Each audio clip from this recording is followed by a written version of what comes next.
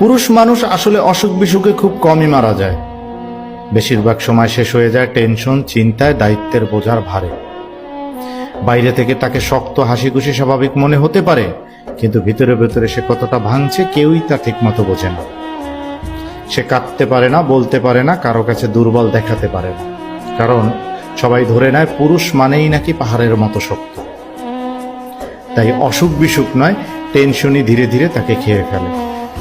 একদিন বুঝতে বুঝতে না বলা কষ্টেই পুরুষ মানুষটা মারা যায়।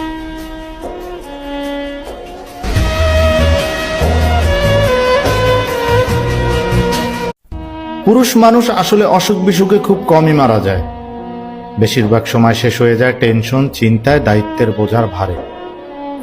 বাইরে থেকে তাকে শক্ত, হাসি খুশি, স্বাভাবিক মনে হতে পারে, কিন্তু ভিতরে ভিতরে সে কতটা ভাঙছে কেউই তা ঠিকমতো বোঝে না। সে কাঁদতে পারে না, বলতে পারে না, কারো কাছে দুর্বল দেখাতে পারে না, কারণ সবাই ধরে নেয় পুরুষ মানেই নাকি পাহাড়ের মতো শক্ত। তাই অসুখ বিসুখ নয়, টেনশনই ধীরে ধীরে তাকে খেয়ে ফেলে। একদিন বুঝতে বুঝতে না বলা কষ্টেই পুরুষ মানুষটা মারা যায়।